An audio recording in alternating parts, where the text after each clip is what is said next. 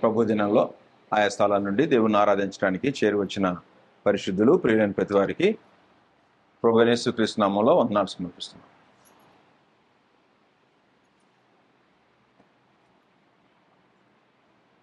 వెయ్యేండ్ల పరిపాలన అనే సంగతి గురించి మనం ఆలోచన చేస్తున్నాం. వెయ్యేండ్లు అక్షరార్థంగా కాదు అనే సంగతి మనం ఆలోచన చేస్తూ ఉన్నాం. యేసుక్రీస్తు భూమి మీదకి వచ్చేటప్పటికి, అంటే మరలా భూమి మీదకి వస్తాడు అని, వచ్చిన తరువాత 1000 ఏండ్లు భూమి మీద పరిపాలన చేస్తాడని, ఆ తరువాత అంతం వస్తుందని అనేకమైనటువంటి బాధలు ప్రపంచంలో ప్రజ్వరిల్లిపోయి ఉన్నాయి. అయితే ప్రభువైన యేసు ఈ భూమి మీదకి వస్తే, అంటే 1000 ఏండ్ల పరిపాలన అని చెప్పేటువంటి వాళ్ళు చెప్తున్నట్టు భూమి మీదకి వస్తాడా?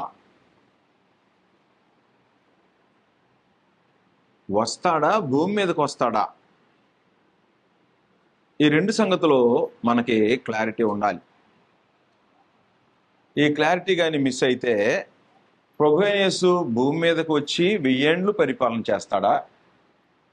ప్రభువైన యేసు వస్తే ఎలా వస్తాడు? ఎక్కడికి వస్తాడు? ఎందుకు వస్తాడు? రాజ్యాన్ని స్థాపించడానికి వస్తాడా?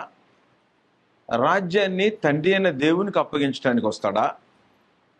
లేదు భూమి మీద ఉండేటువంటి ప్రజలకి మరొక అవకాశం ఇచ్చి రక్షణ పొందడానికి ఛాన్స్ ఇస్తాడా? ప్రభువైన యేసు యొక్క రాకడ గురించి ఇదేనా మనం గ్రంథంలో నుండి ఆలోచన చేస్తాం. ఈ సంగతులు మనకు అర్థమైతే క్రీస్తు ప్రభు భూమి మీద 1000 ఏండ్లు పాలన చేస్తాడా లేదా అనే సంగతులు కూడా మనకి అర్థమయ్యేటువంటి అవకాశం ఉంది. ముందుగా యేసుక్రీస్తు వస్తాడా రాడా? వస్తే పరిస్థితులు ఎలా ఉంటాయి అనేటువంటి సంగతులు దేవుని గ్రంథంలో నుండి మనం ఆలోచన చేయడానికి ఇదను ధ్యానం చేద్దాం. నంబర్ 1, యేసుక్రీస్తు తను బ్రతికున్నటువంటి దినాల్లో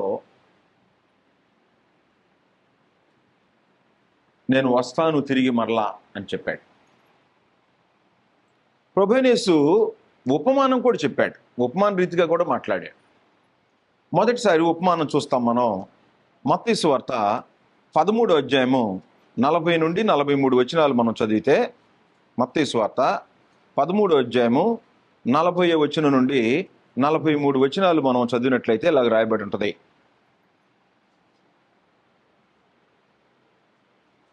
ఇంకొంచెం పైకి చదివితే,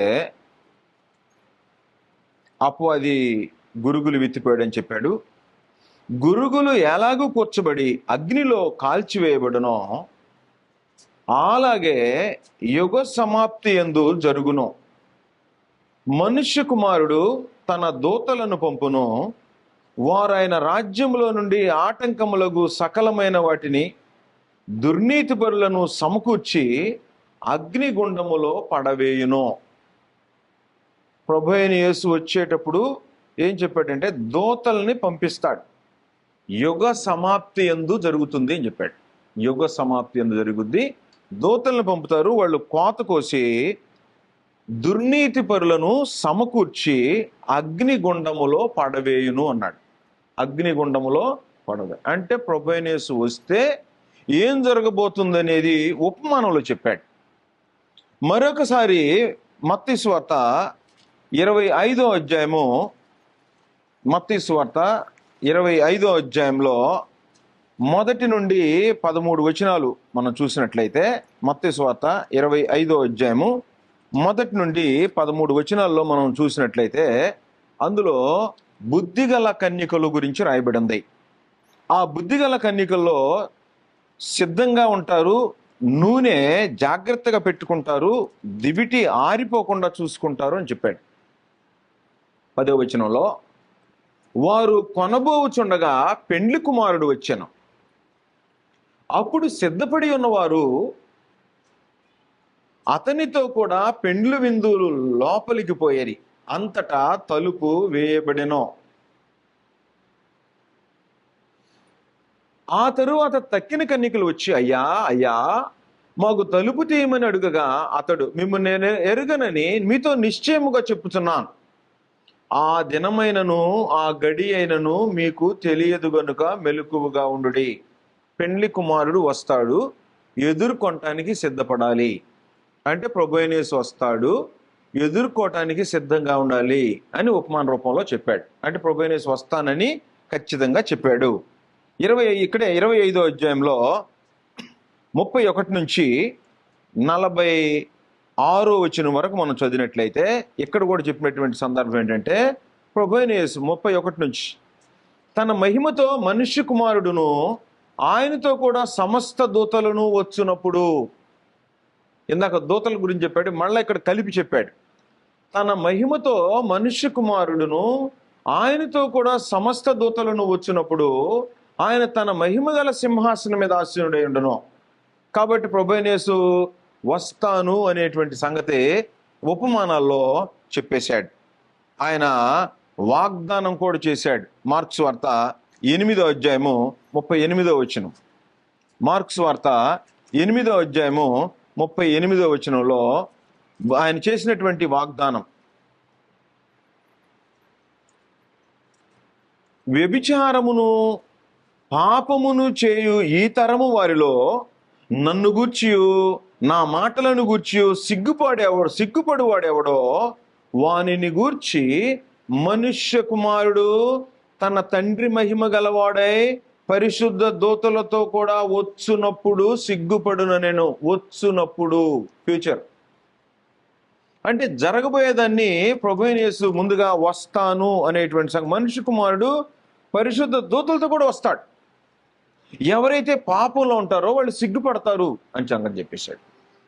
యోహాను సువార్త 14వ అధ్యాయంలో ప్రభు అయిన యేసు చేసినటువంటి వాగ్దానం అపోస్తలులతో మాట్లాడుతూ ఆయన వాగ్దానం చేశాడు.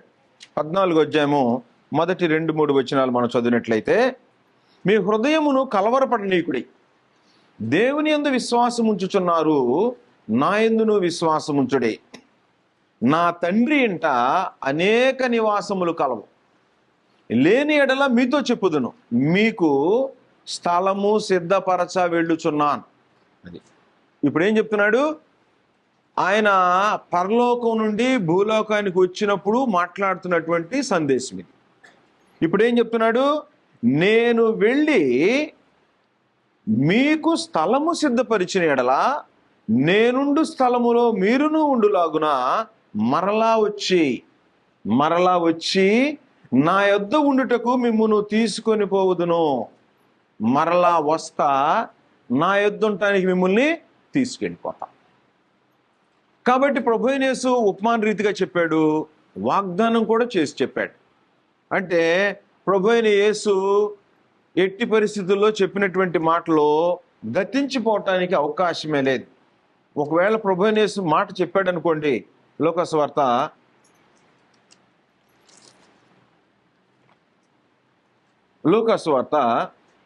24వ అధ్యాయము 35వ వచనం.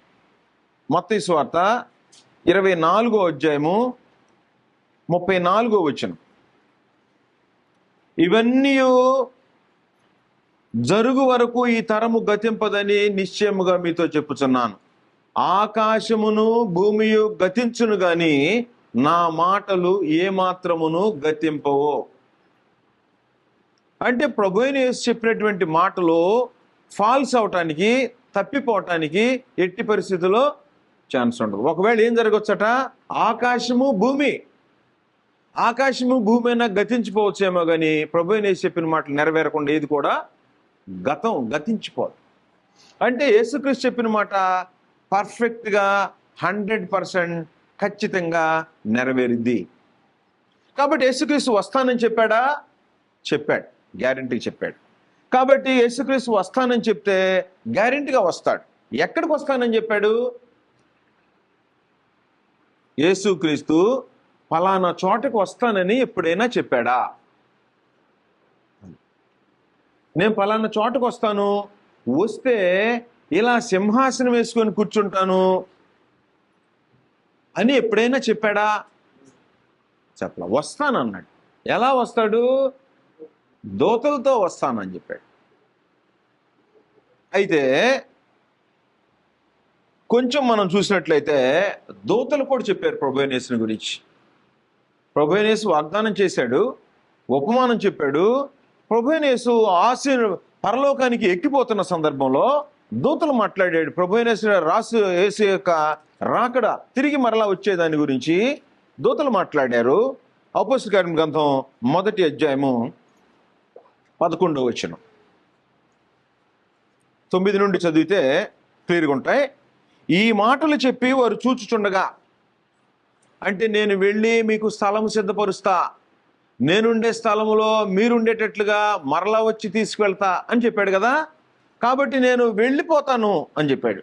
నేను వెళ్ళి మీకు స్థలం సిద్ధపరుస్తా. అప్పుడు వెళ్ళబోతున్నాడు. పరలోకానికి వెళ్ళబోయేటప్పుడు 9వ ఈ మాటలు చెప్పి వారు చూచుచుండగా ఆయన ఆరోహణం ఆయన. అప్పుడు వారి కన్నులకు కనబడకుండా ఒక మేఘము ఆయనను కొనిపోయెను. అంటే యేసుక్రీస్తుని పరలోకానికి ఎవరు తీసుకెళ్లారు? మేఘం తీసుకెళ్ళింది. ఎక్కడి నుండి తీసుకెళ్ళింది? భూలోకం నుంచి. ఎక్కడి నుంచి అంటే యెరూషలేము నుంచి తీసుకెళ్ళిపోయింది. అందుకని జనం ఏమనుకుంటున్నారంటే ఎక్కడి నుంచి వెళ్ళాడు అక్కడికే వస్తాడు అనుకుంటున్నారు. యేసుక్రీస్తు అన్నాడు యెరూషలేములోకి, భూమి మీదకి మరలా వస్తాను అనే మాట ఎప్పుడు చెప్పడు. వస్తానన్నాడు. ఎక్కడికి వస్తాడు? ఎక్కడికి వస్తాడో పరిశుద్ధాత్మ చెప్తాడు.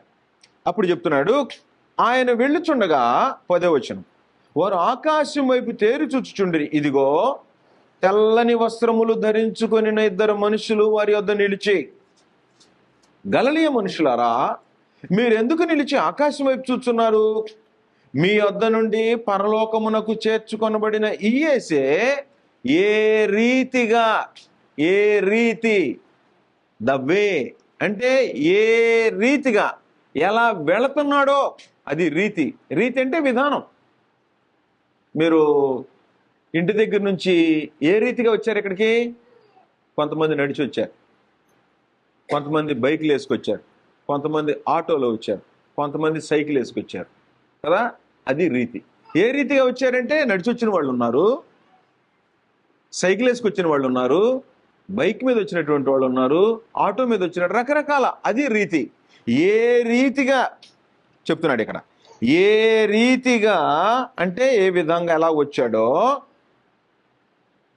ఏ రీతిగా పరలోకమునకు వెళ్ళుట మీరు చూచితిరో ఆ రీతిగానే ఆయన తిరిగి వచ్చునని వారితో చెప్పిరి. తిరిగి వచ్చును.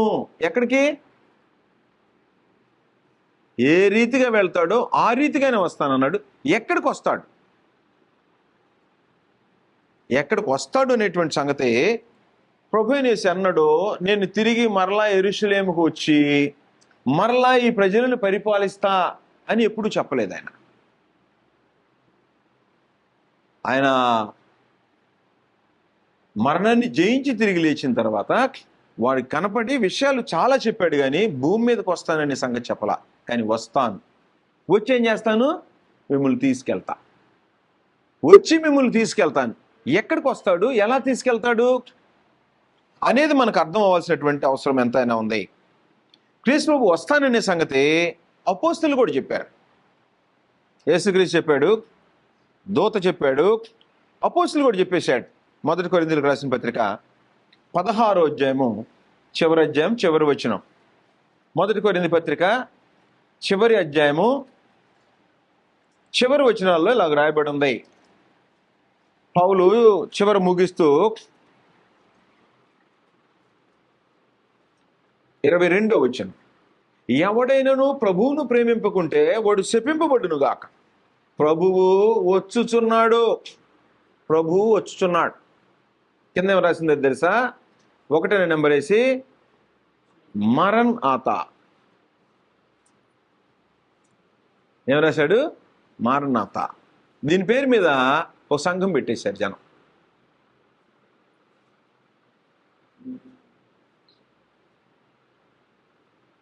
కింద మూల భాషలో ఆదిమ భాషలో మరణ్ ఆత అనగా ప్రభువు వచ్చుచున్నాడు, లేక ప్రభువు వచ్చి ఉన్నాడు, లేక ప్రభువా రమ్ము. ప్రభువా రమ్ము అంటే ప్రభువు వస్తానన్నాడు, వస్తాడు. కాబట్టి పౌలు కూడా ఏం చెప్తున్నాడు?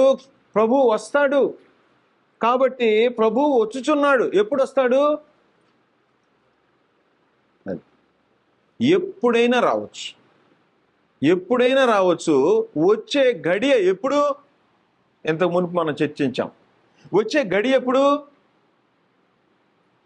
ఎవరికి తెలుసు? విలియం మిల్లర్ ఎదురు చూశాడు, 3 సార్లు ఎదురు చూశాడు, రాలేదు.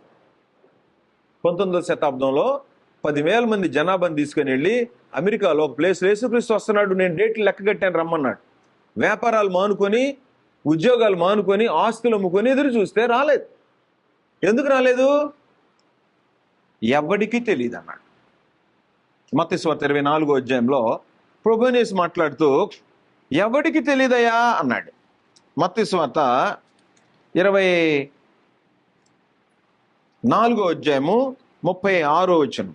అయితే ఆ దినమును గూర్చి, ఆ గడియను గూర్చి తండ్రి మాత్రమే ఎరుగును గాని ఏ మనుష్యుడైనను, పరలోకమందలి దూతలైనను, కుమారుడైనను ఎరుగను.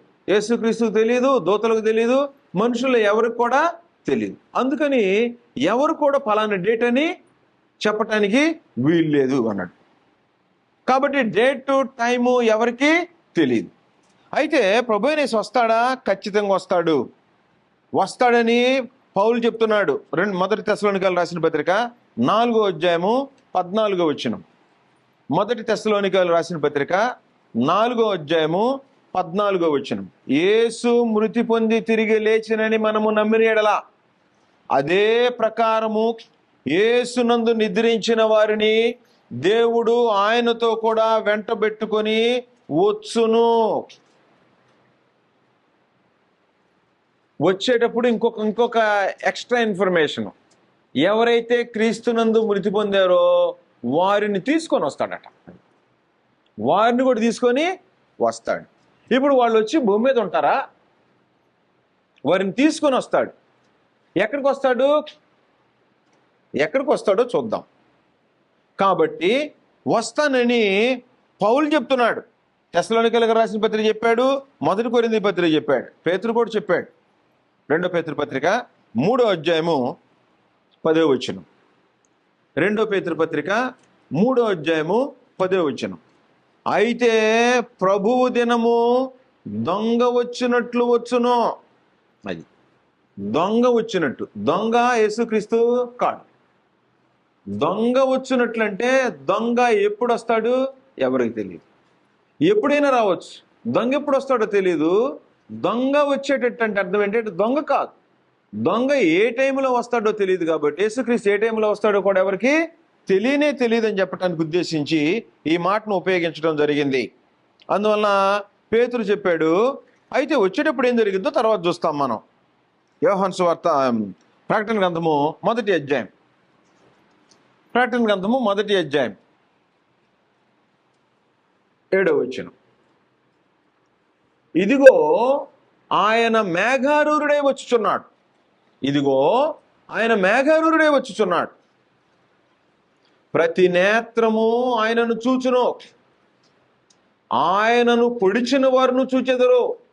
భూజనులందరూ ఆయన చూచి రొమ్ము కొట్టుకొందరు. అవును, ఆమేన్. కాబట్టి భూమి మీద మనిషి పుట్టిన ప్రతివాడు యేసుక్రీస్తుని చూస్తాడు. కాబట్టి ఆయన వస్తున్నాడా? వస్తున్నాడు. ఎలా వస్తాడని చెప్పాడు? ఇక్కడ చెప్పాడు ఇన్ఫర్మేషన్. మేఘారూరుడై. అపోస్తలుల కార్యముల గ్రంథం 1వ అధ్యాయంలో కూడా ఏం చెప్పాడంటే ఏ రీతిగా వెళ్ళిట్టు చూశారో ఆ రీతిగానే వస్తారు. మేఘారూరుడై వచ్చుచున్నాడు. మేఘారూరుడై వస్తాడు అంటే మేఘాల మీద వస్తాడు. మేఘారూరుడై అన్నాడు, విత్ క్లౌడ్స్ అన్నాడు ఇంగ్లీష్లో. కాబట్టి మేఘారూరుడై వస్తాడు. ఎక్కడికి వస్తాడు? అది ఇంపార్టెంట్. ఎక్కడికి వస్తాడని చెప్పాడా? వస్తాడు. వస్తే ఒకవేళ ఆయన ఉండటానికి స్థలం ఉండాలి కదా. ఒకవేళ వచ్చాడు అనుకో, వస్తే స్థలం ఉంటే ఆయన ఉంటాడు. వచ్చినప్పుడు ఏం జరుగుద్దో ఏ సంగతులు మనం ఆలోచన చేస్తాం. 1 తెస్సలోనికైయులకు రాసిన పత్రిక 1వ అధ్యాయము 9-10 వచనాల్లో ప్రభు అయిన యేసు వస్తాడనేది ఎన్ని సందర్భాల్లో చెప్పబడిందో. కాబట్టి ఇన్ని సందర్భాల్లో రాయబడి ఉంటే ఖచ్చితంగా యేసుక్రీస్తు వస్తాడు. 9-10 వచనాలు. మాకెట్టి ప్రవేశము కలిగిన అక్కడి జనులు మమ్మల్ని గురించి తెలియజెప్పుచున్నారు. మరియు మీరు విగ్రహములను విడిచిపెట్టి జీవము గలవాడును సత్యవంతుడునైన అగు దేవునికి దాసులగుటకు దేవుడు మృతుల్లో నుండి లేపిన యేసును, అనగా రాబో ఉగ్రత నుంచి మనలను తప్పించుచున్న ఆయన కుమారుడైన యేసు పరలోకము నుండి వచ్చును అని ఎదురు చూచుటకు. ఎక్కడి నుండి వస్తాడు? పరలోకము నుండి వస్తాడు. ఎలా వస్తాడు? మేఘారూఢుడే వస్తాడు. మేఘారూఢుడే వస్తాడు. ఎందుకు వస్తాడు? యోహాను సువార్త 14:1-2-3 వచనాలు ఎందుకు వస్తాడు? నేను వెళ్ళి మీకు స్థలము సిద్ధపరిచిన ఎడల నేనుండు స్థలములో మీరును ఉండులాగున మరలా వచ్చి మిమ్మల్ని తీసుకొని వెళ్ళిపోతా. ఎందుకు వస్తాడు? తీసుకెళ్ళటానికి వస్తాడు. భూమి మీద ఉండటానికి రాడు. ఎందుకు వస్తాడు? తీసుకెళ్ళటానికి వస్తాడు. వివాహం చేసుకున్నాడు అనుకో పురుషుడు, స్త్రీని ఏం చేస్తాడు? ఈ ఇంటి దగ్గర నుండి వాళ్ళ ఇంటికి తీసుకెళ్తాడు.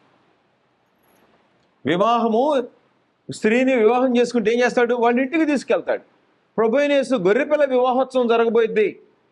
పెండ్లి కుమార్తె సంఘాన్ని తీసుకెళ్ళటానికి వస్తాడు. తన ఇంటికి తీసుకెళ్తాడు. అంతే కదా? ఎక్కడుంది వాళ్ళ ఇల్లు? పరలోకం. కాబట్టి వచ్చి ఎక్కడికి తీసుకెళ్తాడు? భూమి మీద ఉండటానికి వస్తాడా? భూమి మీద ఎందుకు వచ్చాడు? భూమి మీదకి రక్షించటానికి వచ్చాడు. ఈసారి వచ్చి ఏం చేస్తాడు? తనతో పాటు ఉండటానికి, పరలోకం తీసుకెళ్ళటానికి ప్రభు అయిన యేసు రాబోతున్నాడు. ఆయన ఉద్దేశం అది. కాబట్టి భూమి మీదకి వచ్చాడు, ఒకప్పుడు నివాసం చేశాడు. ఆయన ఏం చేయాలి చేసి వెళ్ళాడు, రాజ్యాన్ని స్థాపించి వెళ్ళిపోయాడు. ఆ రాజ్యంలో మనం ఉండాలి అనేటువంటిది ఇంపార్టెంట్. ఎలా వస్తాడు అంటే 1 తెస్సలోనికీయులకు రాసిన పత్రిక 4:15 వచనం. మేము ప్రభువు మాటను బట్టి మీతో చెప్పినది ఏమనగా, ప్రభువు రాకడ వరకు సజీవులమై నిలిచి ఉండు మనము నిద్రించిన వారి కంటే ముందుగా ఆయన సన్నిధిని చేరము. ఆర్భాటముతోను. ఆర్భాటం అంటే ఎట్లా? ఆర్భాటం అంటే ఎలాగో రిలయన్స్ అంబానీ కుమారుడికి వివాహం చేశాడు. ప్రపంచం అంతా తెలిసిందా లేదా? తెలిసింది. జయలలిత కర్ణాటక, తమిళనాడు ముఖ్యమంత్రిగా చేసిన ఆవిడ పెళ్లి చేసింది. ప్రపంచం అంతా తెలిసిందా? తెలిసింది. ప్రభు అయిన యేసు వస్తుంటే అంతకంటే ఘనంగా తెలీదా? ప్రపంచంలో ఉండే మనుషులే ఇంత ఘనంగా వివాహోత్సవాలు జరుపుకుంటుంటే ప్రభు అయిన యేసు భూమి మీదకి వచ్చేటప్పటికి దేవుడు ప్రపంచంలో ఉండే ప్రతి మనిషికి ఇన్ఫర్మేషన్ ఇవ్వలేడా? కానీ ముందివ్వడం. ఆ గడి, ఆ టైము ఎవరికి తెలియదని చెప్పాడు. ఎలా వస్తాడంటే ప్రధాన దూత శబ్దంతో, ఆర్భాటంతో. ప్రపంచంలో ఎవడు చేయనటువంటి ఆర్భాటం అది. ఆర్భాటముతోనూ, ప్రధాన దూత శబ్దముతోనూ, దేవుని బోరతోనూ. పెళ్ళిళ్ళ మేళాలు కాదు ఇవి, దేవుని బోర. ప్రపంచం మొత్తానికి వినబడేటువంటి ఆర్భాటంతో, ప్రధాన దూత శబ్దంతో, దేవుని బోరతో పరలోకం నుండి ప్రభు దిగి వచ్చును. ప్రభు ఎక్కి వెళ్ళిపోయాడు, దిగి వస్తాడు. ఎక్కడి నుంచి? పరలోకం నుండి.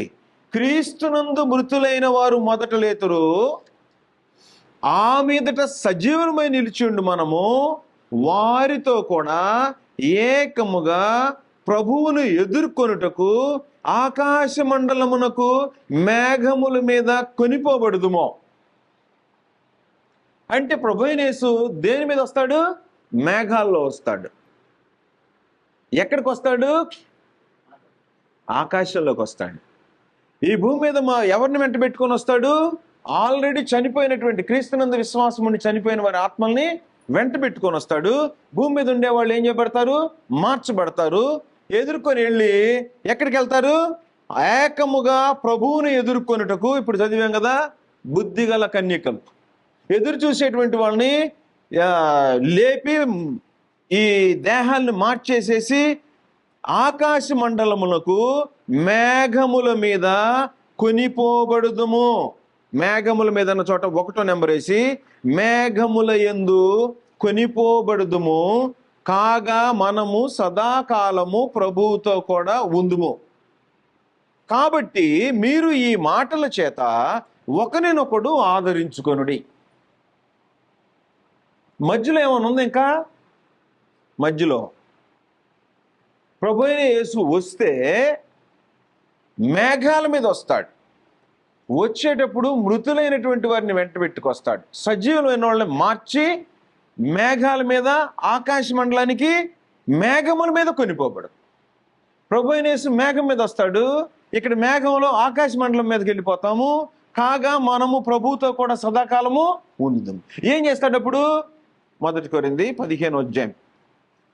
వీళ్ళందరినీ, అంటే మృతులైన వారిని సజీవులై మార్చబడినటువంటి వాళ్ళని తీసుకొని ఎక్కడికి వెళ్తాడు? నా తండ్రి ఇంటి అనేక నివాసాలు గలవు, లేని యెడల మీతో చెప్పుదును, నేనుండు స్థలములో మీరును ఉండులాగున మరలా వచ్చి తీసుకెళ్తాను.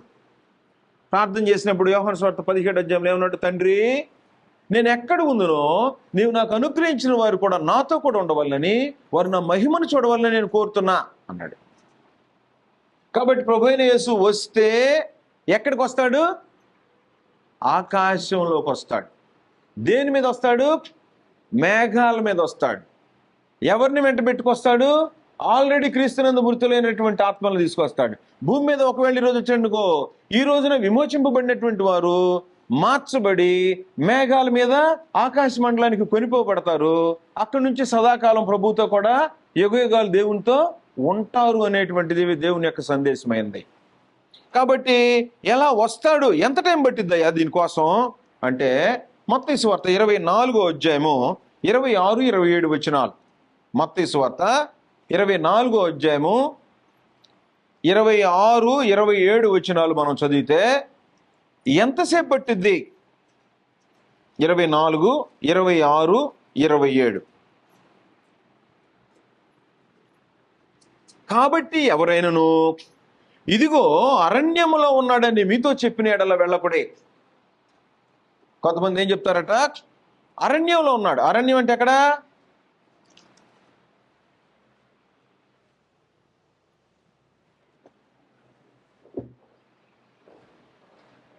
అరణ్యంలో ఉన్నాడని చెప్పాడు అనుకో, వెళ్ళొద్దు. లేకపోతే పలానా చోట ఉన్నాడని చెప్పాడు అనుకో, వెళ్ళొద్దు.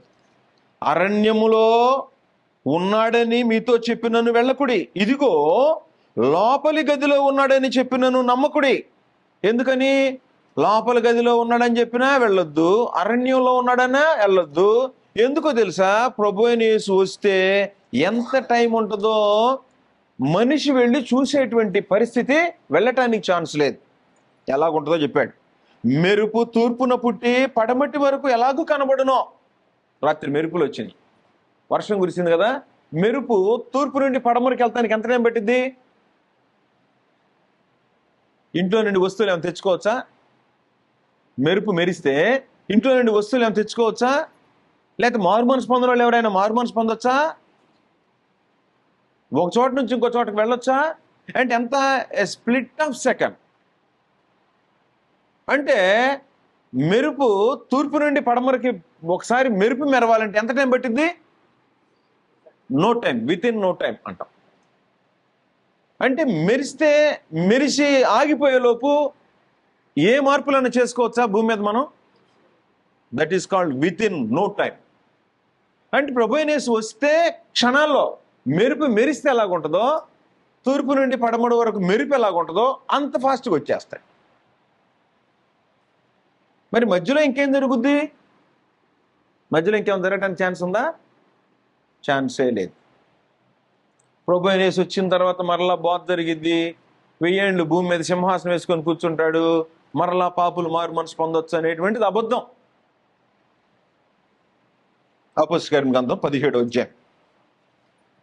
అపోస్తలుల గ్రంథం 17వ అధ్యాయము టెక్స్ట్ మనకేం చెప్తుందంటే, మారు మనసు పొందేటువంటి సమయం భూమి మీద ఉన్నప్పుడే. ఈ భూలోకాన్ని వదిలిపోతే, విడిచిపెట్టిపోతే మరలా మారు మనసు పొందుకోవటానికి అవకాశం, ప్రభు అయిన యేసు వచ్చినా నీ ప్రాణం పోయినా మరలా మారు మనసు పొందేటువంటి ఛాన్సే లేదు. 30వ వచనం, ఆ అజ్ఞాన కాలములను దేవుడు చూచుచున్నట్టు ఇప్పుడైతే అంతటను అందరూ మారు మనసు పొందవాలని మనుషులకు ఆజ్ఞాపిస్తున్నాడు. నీకు ప్రాణం ఉందా, బ్రతుకున్నావా, మారు మనసు పొందకపోతే మారు మనసు పొందు, ఆజ్ఞ ఇది. ఎందుకనగా తాను నియమించిన మనుషుని చేత నీతిని అనుసరించి భూలోకమునకు తీర్పు తీర్చబోయేడి ఒక దినమును నిర్ణయించి ఉన్నాడు. ఒక డే ఏర్పాటు చేశాడు, మరొక డే లేదు. ఇక ఒక డే ఎప్పుడో ఎవరికి తెలియదు. వస్తే మెరుపు మెరిసినట్టు ఉంటుంది, దూతలు పోగు చేసేస్తారు. దూతలు మనుషుల ఆత్మలను పోగు చేయాలనుకో ఎంత టైం పట్టింది? క్షణం సరిపోదా? సరిపోదు. క్షణంలో భూమి మీద ఉండే మనుషులందరూ మార్చలేడా?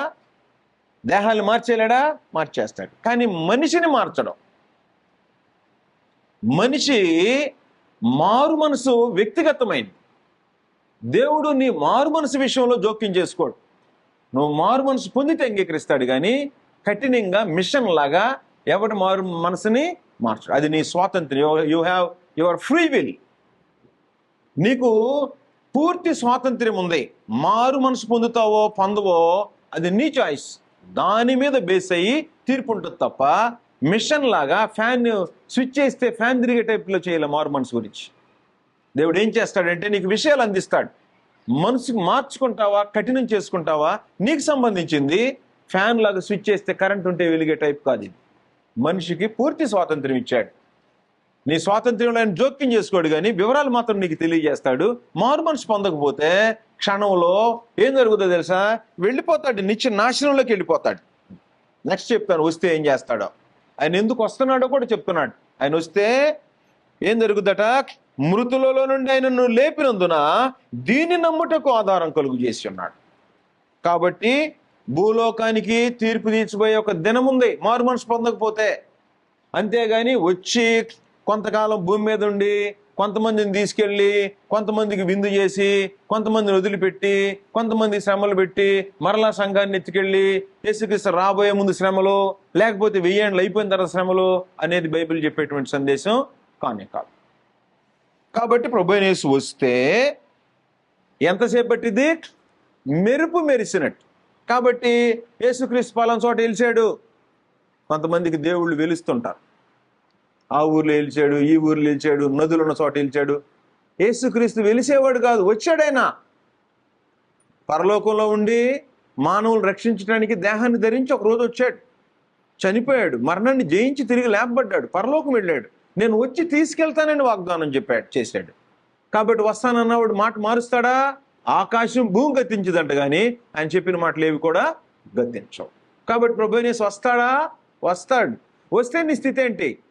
ఈరోజు వచ్చాడు అనుకో, సపోజ్ ఇప్పుడే వచ్చాడు అనుకో, ఏం జరుగుద్ది? కూర్చున్న వాళ్ళలో మారు మనసు పొందటానికి ఎవరికి ఛాన్స్ ఉండదు. మేము వచ్చే ఆదివారం బాప్టిజం పొందుతామని అనుకున్నారు అనుకో మీరు, సపోజ్ మారు మనసు పొందుదామని. ఈరోజు వస్తే నో ఛాన్స్.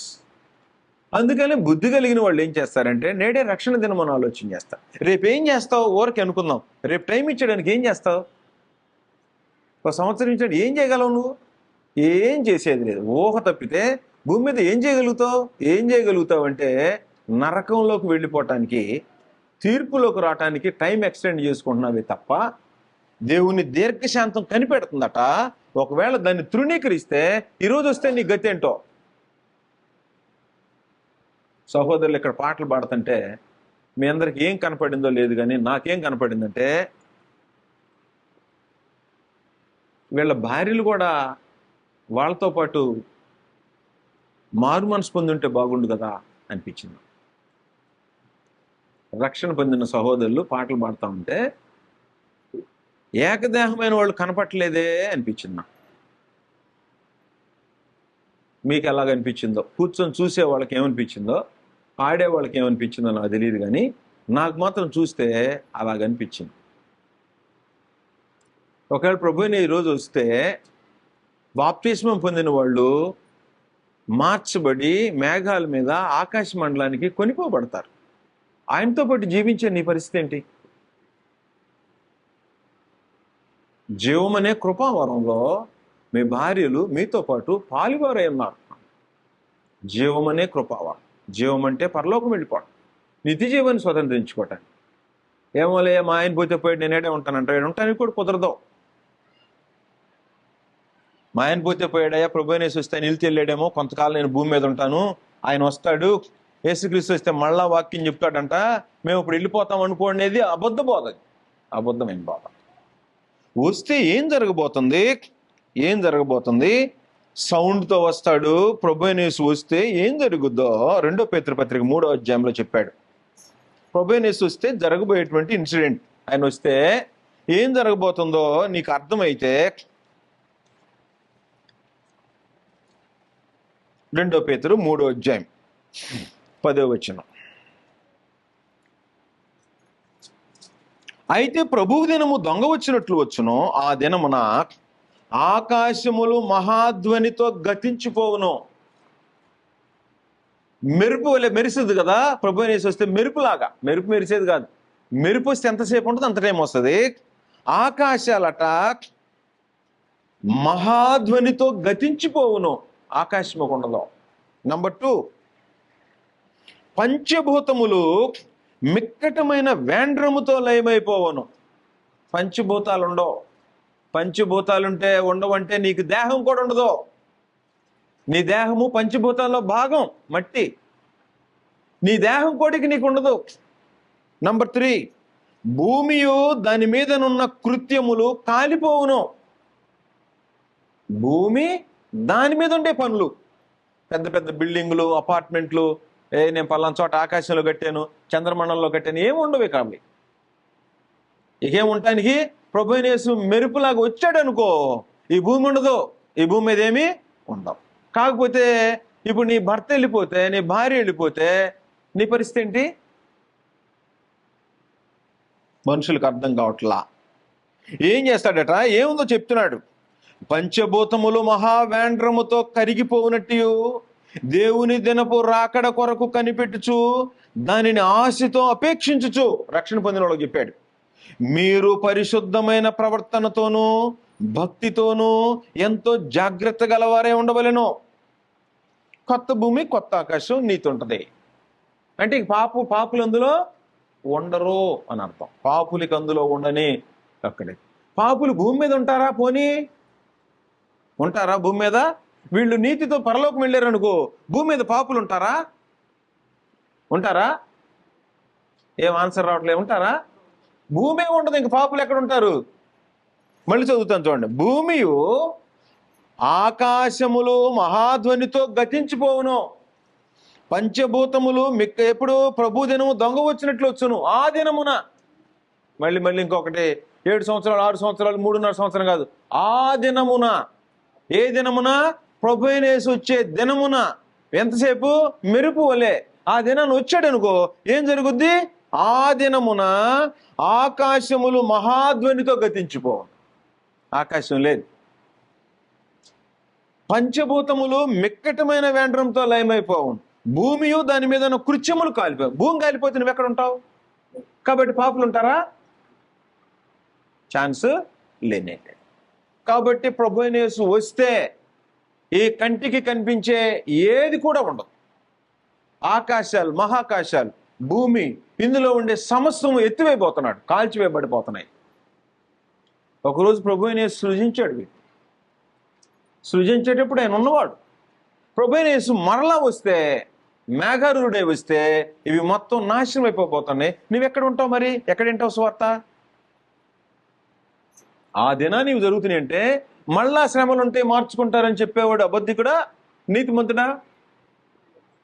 అంటే మనుషులకి భూమి మీద ఆశలు చూపిస్తుంటారు. ఈ భూమి శాశ్వతం కాదురా, ఇది కాలిపోతుంది. మరి నీ రక్షణ సంగతి ఏంటి? వచ్చాడు అనుకో, ఏం జరుగుద్దో చెప్పాడు. ఒకవేళ వచ్చాడు అనుకో, దొంగలాగా వస్తాడు, భూమి ఆకాశాలను కాల్చేస్తాడు. కాల్చి నన్నేం చేయలేవయ్యా అనుకుంటావేమో. నిన్నేం చేయబోతున్నాడో చెప్తున్నాడు. నన్నేం చేయబోతున్నాడు చెప్తున్నాడు. నన్ను తీసుకెళ్ళి ఏం చేస్తాడు? సదాకాలం దేవునితో ఉంచుతాడు. ఒకవేళ నువ్వు మారు మనసు పొందకుండా అలాగే ఉండి పాపిపోయి అలాగే ఉండి చనిపోయావు అనుకో, నిన్నేం చేయబోతున్నాడో తెలుసా? 2 తెస్సలోనికీయులకు రాసిన పత్రిక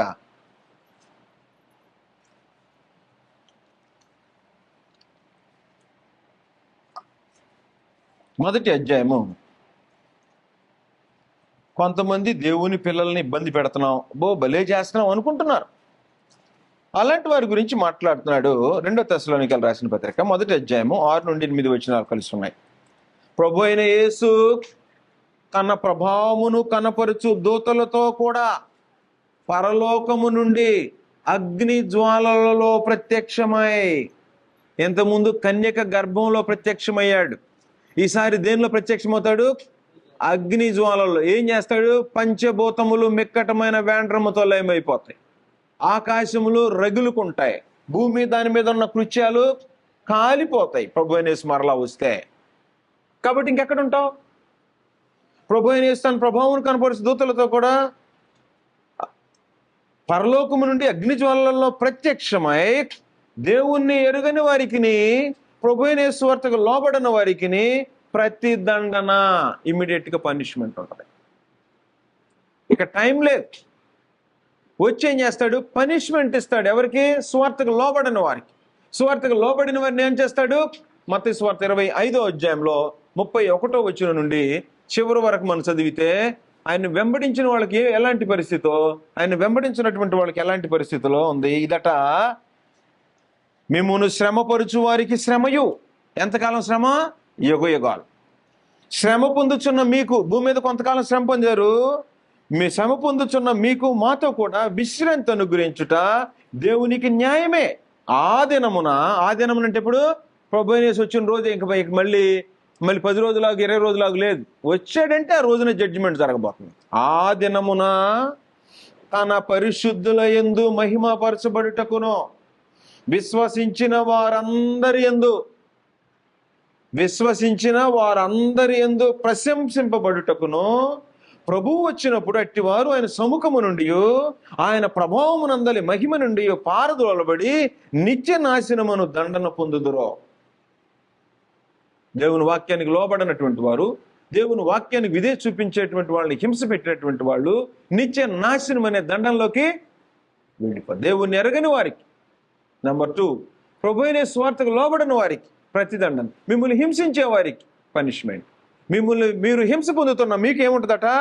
తన పరిశుద్ధుల ఆ దినమున తన పరిశుద్ధుల యందు మహిమపరచబడుటకును విశ్వసించిన వారందరి యందు ప్రశంసింపబడుటకును ప్రభువు వచ్చినప్పుడు వస్తాడు. అట్టివారు ఆయన సముఖము నుండి, ఆయన ప్రభావం అందలి మహిమ నుండి పారద్రోలబడి నిత్య నాశనమును దండము పొందుతారు. ఆయన ఎందుకు విశ్వాసం ఇచ్చిన వారు ఎలా ఉంటారట? ప్రశంసింపబడతారు, మేఘాల మీద కొనిపోబడతారు. కాగా ప్రభుతో కూడా సదాకాలము దేవునితో పాటు ఉండిపోతాడు. మరి మధ్యలో 1000 ఏళ్ళ పరిపాలన ఎక్కడ ఉంది?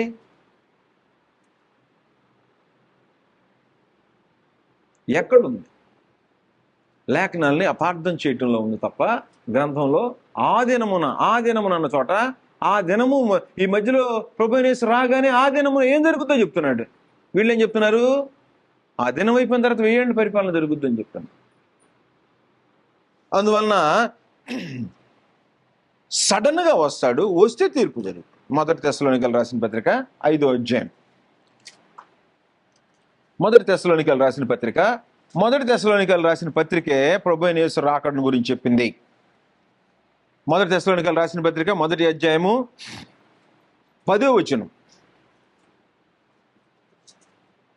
దేవుడు మృతుల్లో నుండి లేపిన యేసు అనగా రాబో ఉగ్రత నుంచి మనలను తప్పించుచున్న ఆయన కుమారుడైన యేసు పరలోకము నుండి వచ్చునని ఎదురు చూచుటకు, అది పరలోకం నుండి వచ్చునని ఎదురు చూస్తున్నారట. 2వ అధ్యాయంలో పోరాటంతో బ్రతికారట. ఆ బ్రతికినటువంటి వాళ్ళకి శ్రమల్లో ఉన్నాయట. అప్పుడు 2వ అధ్యాయం చివరిలో చెప్తున్నాడు 19వ వచనం, ఎలాగనగా మా నిరీక్షణ అయినను ఆనందమైనను అతిశయ కిరీటమైనను ఏది? మన ప్రభు అయిన యేసు యొక్క రాకడ సమయమున. మన ప్రభు అయిన యేసు యొక్క రాకడ సమయాన పౌలు కట అతిశయం మీరే అన్నాడు. కాబట్టి ఎవరు ఎవరిని రక్షిస్తారో రక్షింపబడిన వారిని చూపించి సువార్త ప్రకటించిన వారు ఏం చేస్తారట, ఇదిగో నేను రక్షించిన వాళ్ళు వీళ్ళే, సువార్త చెప్పాను వీరికి అని ఆ రాకడ సమయంన అతిశయ కిరీటం వచ్చేది సువార్థికులకి నిజంగా బోధిస్తే. ఒకవేళ తప్పు బోధిస్తే సిగ్గుపడేటువంటి పనిలో ఉంటాడు. అపోదికి వారిని దూతలకు సిద్ధపరిచిన నిత్యాగ్నిలోకి వెళ్ళిపోయేటువంటి. 3వ అధ్యాయంలో, మొదటి అధ్యాయంలో చెప్పాడు, 3వ అధ్యాయంలో చెప్పాడు, 2వ అధ్యాయం చెప్పాడు, 3వ అధ్యాయం చెప్పాడు, 4వ అధ్యాయం చెప్పాడు, 5 అధ్యాయాల్లో చెప్పేశాడు. తెస్సలోనికీయులకు రాసిన పత్రిక 5 అధ్యాయాల్లో కూడా ప్రభు అయిన యేసుక్రీస్తు రాకడ గురించి చెప్పాడు. అంటే తెస్సలోనిక పత్రిక దేని గురించి చెప్తుంది మనకి? ప్రభు అయిన యేసు వస్తాడు, వస్తే ఈ లోపు నీకు శ్రమ వస్తే సంభవించిన మరణం వచ్చినా పట్టించుకోవద్దు, ఆయన వచ్చి నీకు విశ్రాంతి ఇస్తాడు, నమ్మకంగా జీవిస్తూ ఉండు, ప్రాణం పోతే ఇబ్బంది ఏం లేదు అని చెప్పడానికి ఉద్దేశించింది. 3వ అధ్యాయం 12వ వచనం, 11-12. మన తండ్రి అయిన దేవుడును మన ప్రభు అయిన యేసును మమ్మను నిరాటంకము మీ ఎద్దకు తీసుకొని వచ్చునుగాక. మరియు మన ప్రభు అయిన యేసు తన పరిశుద్ధులందరితో వచ్చినప్పుడు, వచ్చాడా రాడా? వచ్చినప్పుడు మన తండ్రి అయిన దేవుని ఎదుట మీ హృదయములను పరిశుద్ధత విషయమై అనింద్యమైనవిగా ఆయన స్థిరపరచుటకై మీ ఎడల మేము ఎలాగూ ప్రేమలో అభివృద్ధి పొంది వర్ధిల్లుచున్నామో అలాగే మీరును ఒకని ఎడల ఒకడు మనుషులందరి ఎడల ప్రేమలో అభివృద్ధి పొందిన వర్ధిల్లునట్లు ప్రభువు దయచేయనుగాక. అంటే అపోస్తలులు క్వాలిఫైడ్, ఆయన బాధ వినేవాడు కూడా అలాగే ఉండండి. ప్రభు అయిన యేసు వచ్చాడు అనుకో, పరిశుద్ధులందరితో వచ్చేటప్పుడు మీరు పరిశుద్ధంగా జీవించేటట్టు చూసుకోండి అని చెప్తున్నాడు. 4వ అధ్యాయంలో మనం ఇప్పుడే చదివాం కదా, 4వ అధ్యాయం చదివాము, ఆయనతో కూడా వెంట పెట్టుకొని వస్తాడు అని చెప్పేసాడు. 5వ అధ్యాయం చూసినట్టయితే, సహోదరులారా, మొదటి వచనం, ఆ కాలములను గూర్చి ఆ సమయములను గూర్చి మీకు రాయనక్కర్లేదు, ఎందుకంటే తెలియదు కాబట్టి. రాత్రి వేళ దొంగ ఎలాగ వచ్చునో అలాగే ప్రభు దినం వచ్చునో అన్నాడు. 4వ వచనం. ఇంకా 3వ వచనం చెప్తున్నాడు, లోకులు నెమ్మదిగా ఉంది. లోకులు అనుకుంటారంటే ఏందని ఎప్పుడు భూమి ఎట్టా ఉంది కదా, వస్తాడని చెప్తున్నారేంటి, ఇప్పుడు కూడా అపహాస్యం, వస్తాడని చెప్తున్నాడు ఏడి అని అడుగుతున్నాడు. లోకులట నెమ్మదిగా ఉంది, భయమేమీ లేదని చెప్పుకొని చుండగా గర్భిణీ స్త్రీకి ప్రసవ వేదన వచ్చినట్లు వారికి ఆకస్మికంగా నాశనము తటస్థించును గనుక వారు ఎంత మాత్రం తప్పించుకోండి. నా సహోదరులారా, ఆ దినము దొంగ వలె మీ మీదకి వచ్చుటకు మీరు చీకటిలో ఉన్నవారు కారు. అంటే ఎప్పుడు వచ్చినా మీకేమీ భయం లేదు.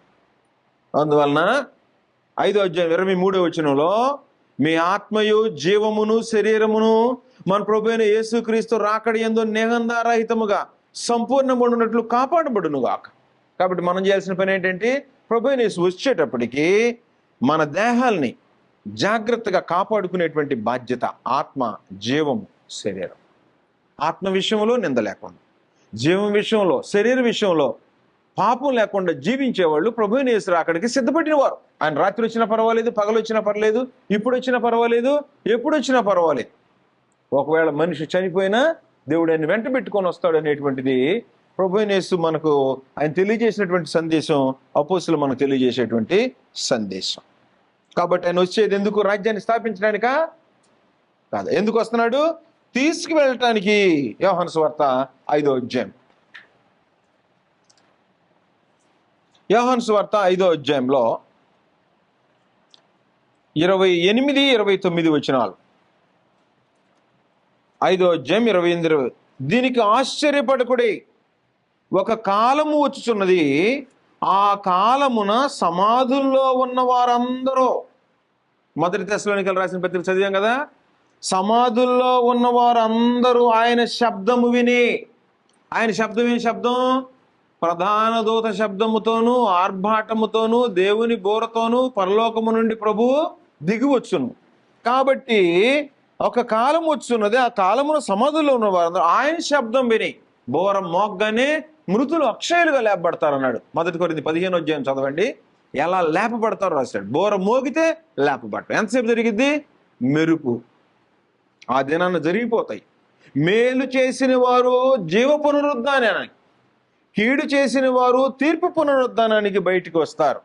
వచ్చారనుకో, ప్రభు అయిన యేసు ఇద్దరిని నిలబెట్టి క్షణంలో మేకల్ని తీసుకెళ్ళి నరకానికి, గొర్రెల్ని తీసుకొని వెళ్ళి పరలోకానికి తీసుకువెళ్తాడని మత్తయి సువార్త 25వ అధ్యాయము 31వ వచనం నుండి 44వ వచనం 46వ వచనం వరకు కూడా చెప్పేశాడు. 46వ వచనం, వీరు నిత్య శిక్షకును, మారు మనసు పొందని దేవుని ఎరగనివాడు, నీతిమంతులు నిత్య జీవమునకును పోవుదురు. ఎప్పుడు జరుగుతుంది ఇది? ప్రభువైన యేసు వస్తే. 31వ వచనం, తన మహిమతో మనుష్య కుమారుడు ఆయనతో కూడా సమస్త దూతలు వచ్చినప్పుడు ఆయన తన మహిమ గల సింహాసనం మీద ఆసీనుడై ఉండును. అప్పుడు సమస్త జనములను ఎదుట పోగు చేయబడుదురు. గొల్లవాడు మేకల్లో నుండి గొర్రెలను వేరు చేసినట్టు కుడివైపున గొర్రెలు, ఎడమవైపు మేకల్ని. రాజు అట్ట కుడివైపున ఉన్నవాడిని, నా తండ్రి చేత ఆశీర్వదింపబడిన వాడు, రండి స్వతంత్రించుకోండి, నేను వెళ్ళి మీకు స్థలం సిద్ధపరుస్తున్నా, నేనుండే స్థలంలో మీరు ఉండేలాగా మరలా వచ్చి మిమ్మల్ని తీసుకెళ్తానంటే తీసుకొచ్చి జడ్జిమెంట్ ఇచ్చి తీసుకెళ్ళి స్వతంత్రించుకుంటాడు. నిత్య జీవానికి పోతారు. మిగతా వాళ్ళు ఎడగపోతారు. 41, శపింపబడిన వారలారా, ఎడం వైపు ఉన్నటువంటి వాళ్ళని చూసి నన్ను విడిచి అపవాదికిని వాని దూతలకును సిద్ధపరచబడిన నిత్యజ్ఞంలోనికి పోవు. కాబట్టి ప్రభువైన యేసు వస్తే జరిగేటువంటి కార్యక్రమాలు ఇవే. పనిష్మెంట్ ఉంటుంది, లేదా బ్లెస్సింగ్ అంటే పరలోకంలోకి వెళ్ళిపోతావు అంతే సార్. అందువల్ల ప్రభువైన యేసు వచ్చేది తన పరిశుద్ధులను తీసుకువెళ్ళటానికి. ప్రభువైన యేసు వచ్చేది ఎంత కాలం చెప్పినా మారు మనసు పొందకుండా హృదయాలు కఠినం చేసుకున్న వారిని, అలాగే దేవుని వాక్యానికి విరోధంగా బ్రతుకుతుండేటువంటి వాళ్ళని పనిష్ చేయడానికి ప్రభువైన యేసు రాబోతున్నాడు. అగ్నిజ్వాలల్లో వస్తాడు. ఈసారి కనికరం ఉండదు. మొదట వచ్చినప్పుడు పాపులను రక్షించడానికి వచ్చాడు, మరలా వస్తే పాపుల్ని శిక్షించడానికి, నీతిమంతులు నిత్య జీవాన్ని పొందటానికి, తీర్పు తీర్చి తీసుకొని వెళ్ళటానికి ప్రభువైన యేసు రాబోతున్నాడు. మరి ఎప్పుడు జరిగింది 1000 ఏళ్ల పరిపాలన?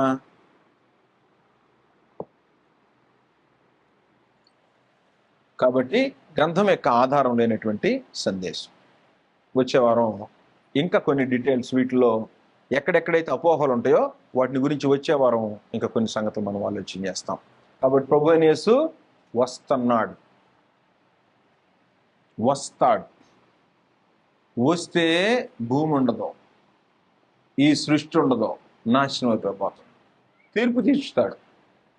కాబట్టి రేపో మాపో వచ్చే సంవత్సరమో ఫలానప్పుడు నేను మారు మనసు పొందుతా, వచ్చే పండగకు పొందుతా, ఫలానప్పుడు పొందుతా అంటే, ఒకవేళ ఈరోజు వస్తే ఏం చేద్దామని రేపు పోనీ అనుకోండి, ఏం చేద్దామని రేపు ఏదో చెప్తారు కథ, ఏం చేసేది లేదు. మీరు మారు మనసు పొందకుండా హృదయాన్ని కఠినం చేసుకోవటం తప్పితే మీరు చేయగలిగింది ఏమీ లేదు. కాబట్టి చేయాల్సిందేంటి? మారు మనసు పొందండి. కాబట్టి మీ హృదయం ఎవరినైనా ప్రేరేపిస్తే ఆలోచన చేయండి, ఆలోచన చేసి రక్షణ పొందండి. రక్షణ పొందిన వారు పవిత్రంగా ఆత్మజీవ శరీరాలను నిందారహితంగా కాపాడబడుకునేటట్టుగా ప్రయత్నం చేయాలి. ప్రతివారు పోరాటం చేయాలి. కాబట్టి రక్షణ పొందని వాళ్ళు రక్షణ గురించి ఆలోచన చేసి, ప్రభువైన యేసు వస్తే పనిష్మెంటే ఉండబోతుంది. కాబట్టి నేను భూమి మీద నువ్వు ఒకవేళ నీ భార్యతో ఆస్తి ఉంటే అనుభవించవచ్చు, భర్త ఆస్తి ఉంటే కూర్చొని ఏసీ రూమ్లో అనుభవించవచ్చు. కానీ ప్రభువైన యేసు వస్తే ఎవరు ఆస్తులు వాళ్ళే సపరేట్ చేస్తాడు. నీ ఆస్తి నీదే. నీతిమంతుడివా నిత్య జీవానికి వెళ్ళిపోతావు. భూమి మీద భార్య సంపాదనతో భర్త సంపాదనతో భార్య విలాసాన్ని అనుభవించి మారు మనసు పొందకుండా చనిపోయావు అనుకో, నీకు భూమి మీద అనుభవించిన అనుభవంలో మహిమ ఐశ్వర్యంలో పాలిభాగస్తుడివి కాలేవు. నీ తండ్రి ఆస్తిలో భూమి మీద అనుభవించవచ్చు, కానీ పరలోకపు తండ్రి ఆస్తిలో అనుభవించాలంటే నీ వ్యక్తిగతమైనటువంటి రక్షణ అవసరమే. కాబట్టి వ్యక్తిగతంగా రక్షణ పొందని ప్రతివారు ఉగ్రత కింద ఉన్నారు. దాన్ని తప్పించుకుని ఆలోచన చేయాలని ప్రభువైన యేసుక్రీస్తు పేరిట మీ అందరికీ వందనాలు సమర్పిస్తూ ముగిస్తాం.